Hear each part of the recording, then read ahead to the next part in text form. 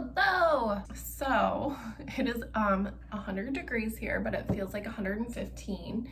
I got up early and ran. I tried to do 4 miles, but the humidity was disgusting. It was 84 when I started running, but felt like 95. So I just listened to my body and I only ran a couple miles. I did 2 miles of a run and like 1 mile of a walk, and it was great. It was what I needed, right? Right now it's, really hot and still feeling like summer. It's the first day of school in my town.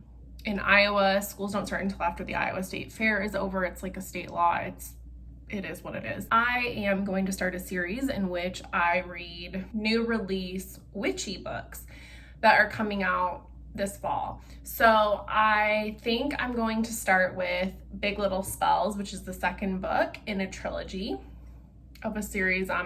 Small Town Big Magic was the first book, and I really enjoyed that. I have 6 or 7 other books that are witchy that I am thinking about reading. So The Unfortunate Side Effects of Heartbreak and Magic is one. Enchanted to Meet You by Meg Cabot, Princess Diaries fame. Bad Luck Charm, Witches of Bone Hill, Hex in the City, Big Little Spells, and The Shadow Cabinet by Juno Dawson, which is the sequel to Her Majesty's Royal Coven, which I have not read yet. So those are the books I would like to read in this series, but this will only be like part 1. So I will do a couple videos in this series as I read these books.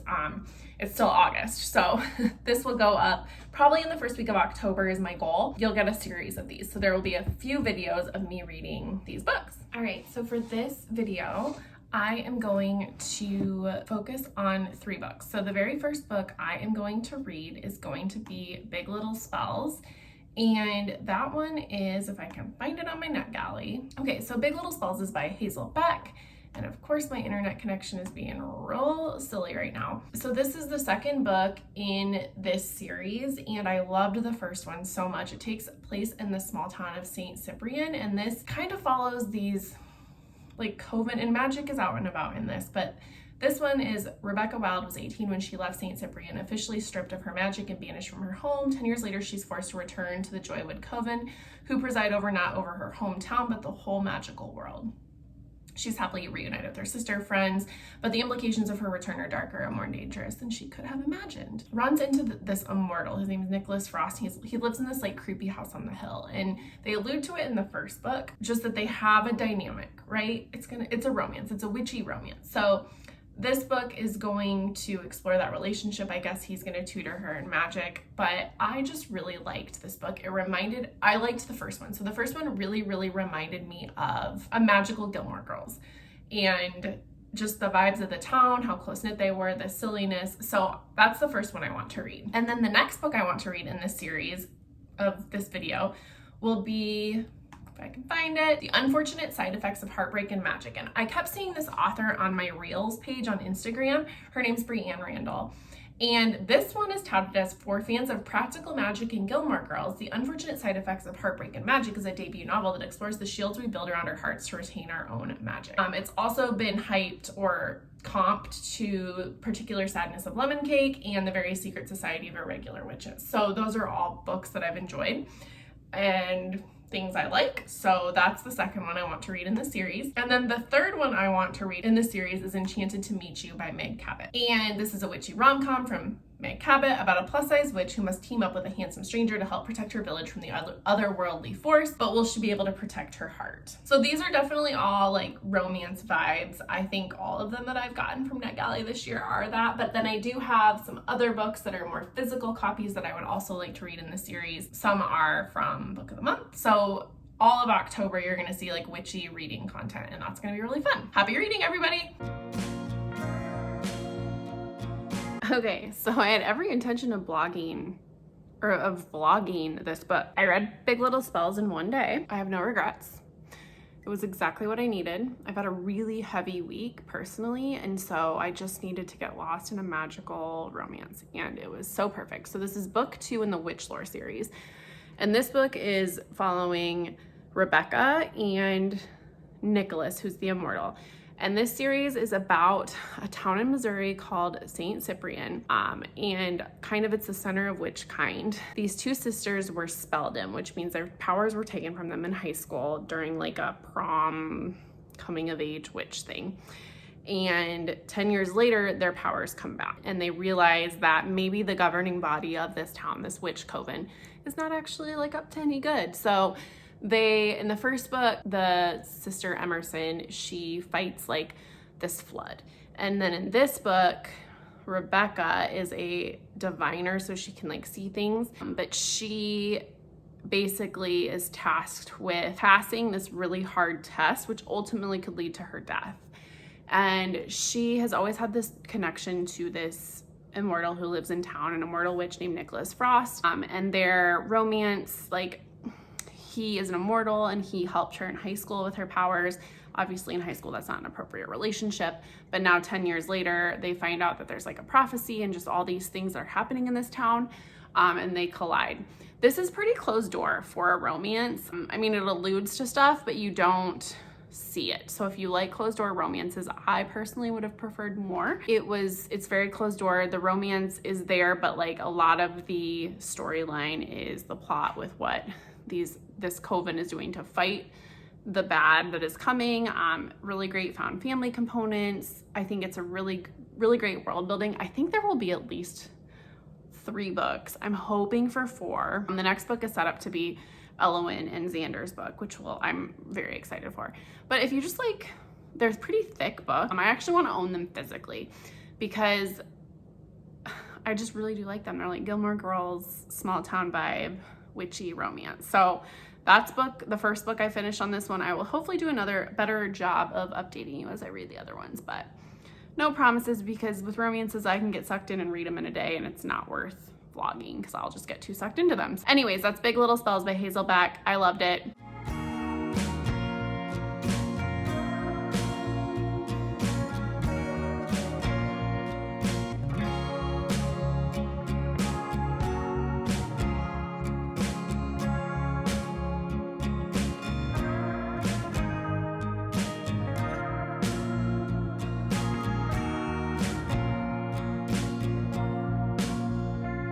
Okay, so today I just dropped off my son for his first day of 3-year-old preschool, and I'm fine.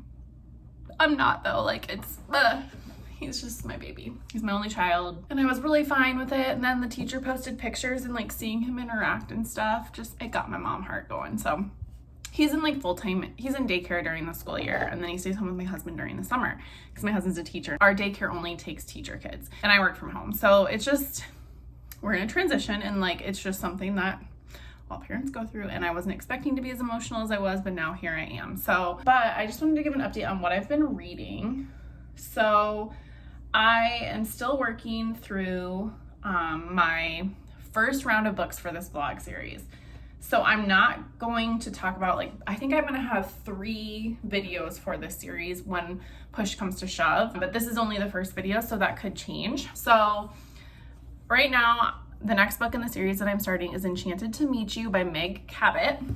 And this one, I believe, comes out or is already out. Let me double check here. Okay, I'm not dumb. It actually publishes today, which is September 5th. This is about a girl who is a witch, and in high school, she creates like a love potion, as teenagers are wont to do, and there are disastrous effects. And so she gets banned from, like, I think the coven. We kind of are starting, you get a flashback to that, and then present day where this guy just told her she's the chosen one, and I don't know what that means yet, but it's Meg Cabot and it's refreshing. Like, if you've read The Princess Diaries, she just has kind of a fun bantery type writing. It's a plus size heroine, but so far it's fun. I will say it got like very sexual very fast, and I thought about it. I don't think I've read Meg Cabot as an adult writer. I've only read her for The Princess Diaries, and it was a long time ago. So it just has kind of been off-putting, not in a bad way, but it just, I guess not off-putting, that's too strong a word, surprising. Because yeah, like teenagers having sexual relations right away. No, I wasn't expecting that because I'm so used to her Princess Diaries writing. It's made me laugh a few times. I'm only 11% in. Oh, 4.5 miles done.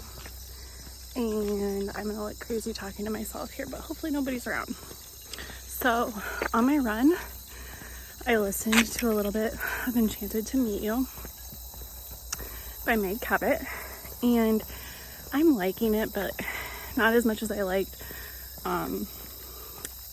Small Big Little Spells. It wasn't as much of my favorite. And it kind of just feels juvenile. Like I think her, sorry guys, her YA is showing through in this book, and I really haven't read anything else that's adult by her, so I don't have anything to compare it to. So it's just okay right now.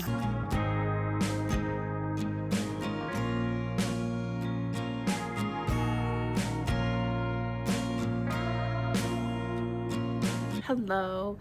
So I am 72% into Enchanted to Meet You by Meg Cabot, and like I'd said in a previous part of this video, it's reading really juvenile for me, and it's cute, but I don't know, it's just not doing it for me in the way other romance novels do. So I still just think she writes very YA, which is fine if that's your thing, but it's not necessarily my thing. The other problem that I'm having is I think where these rom-com witchy books fall flat a lot is that there's world building in fantasy, right? So if you're gonna have like a witch, a magical system, you can dive right in. And that's kind of what they do in this genre. But some of the world building gets left out, and you have to suspend disbelief or just jump right into the plot without the magic building or the world building. And here, we're still trying to figure out what the main male character, Derek, who he works for, but basically he comes into town to find Jessica, the main character, and she is the chosen one. And she is supposed to help find a person within the community that will bring light and goodness to the community, but to save the community because there's going to be a big event that's happening in a few days. So this book really takes place, I would say, in a 2-week period, maybe less.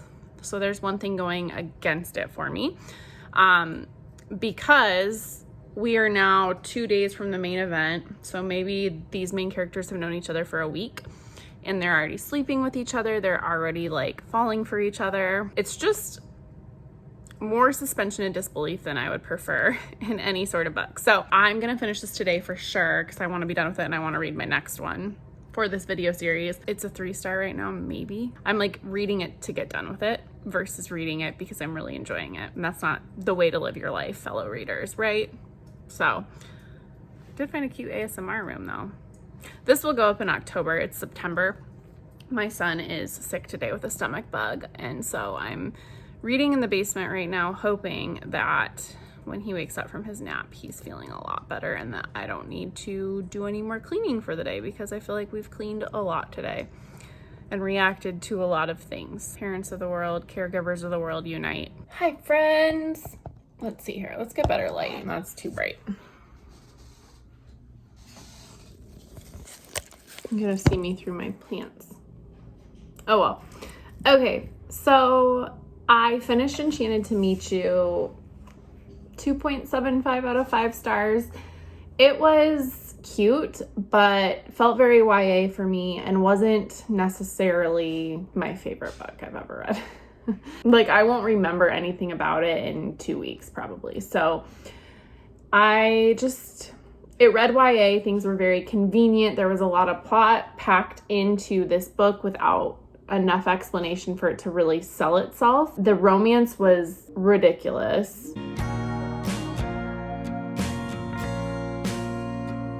So that was okay. I just started The Unfortunate Side Effects of Heartbreak and Magic, and I actually saw this author, Brienne Randall, I believe, on Instagram kind of touting it through Reels that she wrote a book like Gilmore Girls and Practical Magic, and that really intrigued me because I, like every other basic bee in this world, love those things.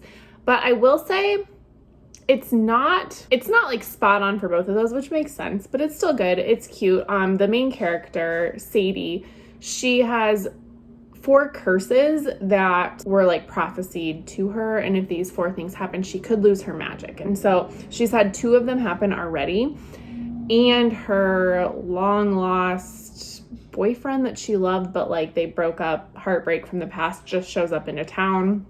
And so I guess I was expecting a rom-com, and it is definitely more, it's deeper. I would say more women's fiction versus like romance. but I think there will be a romantic component. It just, I guess it was touted to me differently, maybe a little more fun, and it's definitely heavier, not in a bad way, but just a heavier read. So slowly working through that, but enjoying it. That's all I got right now as far as updates. I will update you probably as I get a little bit further into the book with thoughts, and then when I finish it, and then that will wrap up this vlog. Good morning.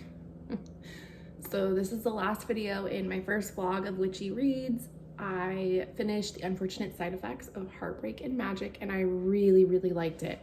It has been, I think right now there's a like spoiler. I'm filming this on September 28th.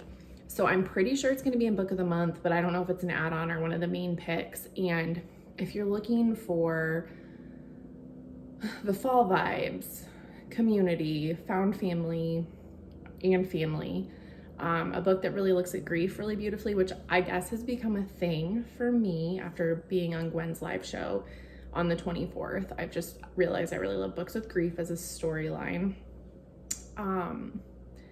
You will like this one. It's not like a fast-paced book necessarily. There is a curse that the main character is trying to break. There's a lot of tragedy, trigger warnings for like a close family member dying. But I really liked it. It also leaves in the end, there's an opening for like a sequel, which I really liked. And I don't know, I just really appreciated the discussions of grief with this one. So I definitely would recommend it. It's not a romance per se. I mean, there is a little romantic storyline, but it's more women's fiction. So unlike the two other books in this video, but I definitely loved it, recommend it. Perfect fall, perfect October read. So if you're gonna get Book of the Month this month, I definitely would recommend that. This will go up a little bit later, but if you don't get it in October, maybe add it on in November because it was lovely. So those are the 3 books I read for this first vlog. Now, the next vlog you will see is me reading some witchy romances that are the second in a series, which I did unintentionally. I'll talk about that later, but that'll go up next week. I will be reading through Spookopoly in October. And that's gonna be, I'm only gonna roll one at a time, and I'm gonna like let that dictate my TBR, so there won't be a formal TBR. I'm just very excited for it. So I hope this was a fun little video and vlog for you. Until the next video, I will see you later. Bye everybody.